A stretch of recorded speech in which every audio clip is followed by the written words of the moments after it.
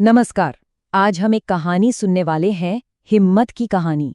ये कहानी उस पल के बारे में है जब डर हमारी आवाज को दबाने की कोशिश करता है और हमें उस आवाज को वापस कैसे ढूंढना है। सोचिए, क्या कभी ऐसा हुआ है कि किसी चीज का डर इतना ज्यादा हो कि मुंह से आवाज ही ना निकले? हम सब ने कभी ना कभी ये महसूस किया होगा, है ना? वो डर जो हमें एकदम खामोश कर देता है। तो चलिए, आज इसी डर से लड़ने और उस पर जीत पाने की कहानी सुनते हैं। तो हमारी कहानी शुरू होती है रसवार स्कूल के प्लेग्राउंड से, और यहीं हमारी मुलाकात होती है मीनू से।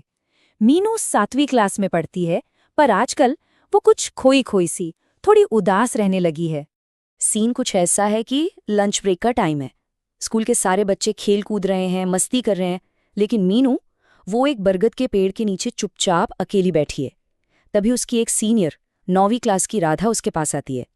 राधा ने नोटिस किया था कि मीनू पिछले 2 दिनों से ना किसी से बात कर रही है, ना खेल रही है। कुछ तो गड़बड़ थी।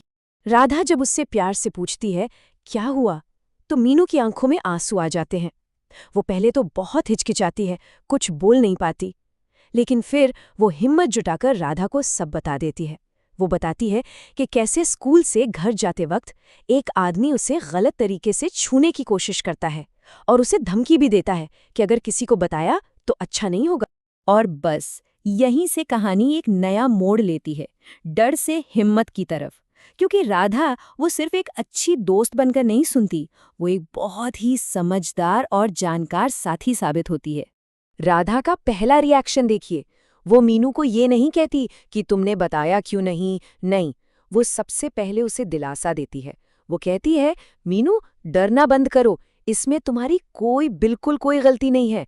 और फिर वो उसे एक स्पेशल कानून के बारे में बताती है, जिसके बारे में उसने स्कूल में ही सीखा था। एक ऐसा कानून जो बच्चों को बचाने के लिए ही बना है। और यहीं पर एंट्री होती है हमारी कहानी के असली हीरो की। ये कोई इंसान नहीं, बल्कि एक कानून है। इसका नाम है पॉक्सो एक्ट। सोचिए, ये एक तरह का सुरक्षा कवच है, एक ढाल जो खास तौर पर मीनू जैसे बच्चों की हिफाजत के लिए बनाई गई है। तो जाहिर है, मीनू के मन में सवाल आता है, पॉक्सो, ये क्या होता है? और ये सवाल हम सब के लिए बहुत जरूरी है। तो चलिए समझते हैं कि आखिर ये पॉक्सो है क्या और ये बच्चों की मदद करता कैसे है। तो देखिए, पॉक्सो का पूरा नाम है protection of children from sexual offence act, मतलब यौन अपराधों से बच्चों को बचाने वाला कानून। ये सरकार का बनाया हुआ एक बहुत ही मजबूत कानून है, जिसका एक ही मकसद है, बच्चों को सुरक्षा देना। राधा फिर मीनू को आराम से समझाती है कि ये कानून उसकी मदद कैसे करेगा। पहली बात, ये 18 साल से कम उम्र के हर बच्चे को बचाता है। दूसरी, जो भी गलत करता है उसे इसके तहत बहुत सख्त सजा मिलती है। और सबसे जरूरी बात, बच्चे की पहचान, उसका नाम, सब कुछ पूरी तरह से गुप्त रखा जाता है। और राधा एक बहुत पते की बात कहती है, अगर हम चुप रहेंगे तो इससे सिर्फ गलत करने वाले की हिम्मत बढ़ेगी। तो अब जानकारी तो मिल गई थी, लेकिन अब बारी थी एक्शन लेने की, हिम्मत दिखाने की। तो चलिए देखते हैं कि मीनू और राधा ने मिलकर वो पहला और सबसे मुश्किल कदम कैसे उठाया।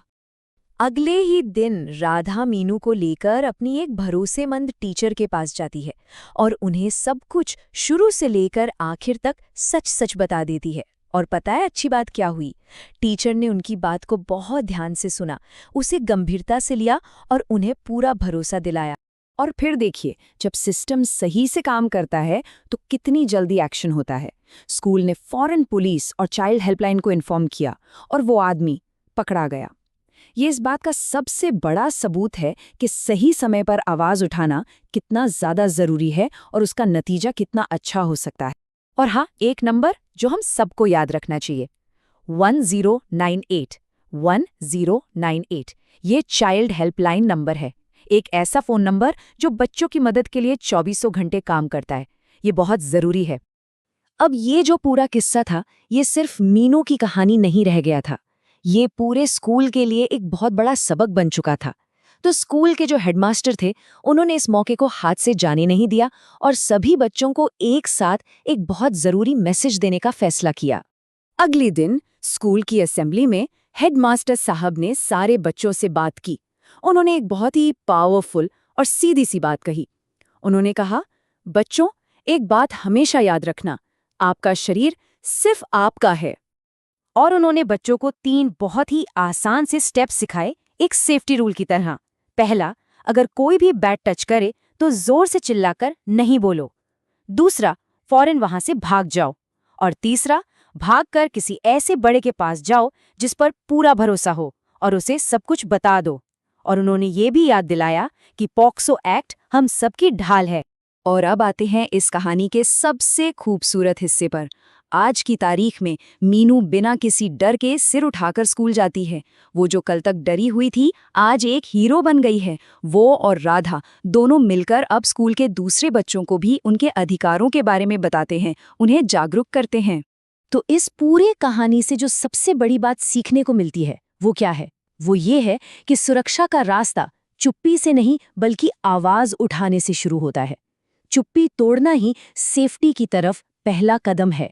और आखिर में एक सवाल जो हम सबको खुद से पूछना चाहिए, ये जो पॉक्सो की ढाल है, ये सिर्फ मीनू के लिए नहीं, ये हर बच्चे के लिए है। पर क्या हम सब इसके बारे में जानते हैं? क्या हम सब जानते हैं कि इस ढाल का इस्तेमाल कैसे करना है? इस पर सोचना बहुत जरूरी है।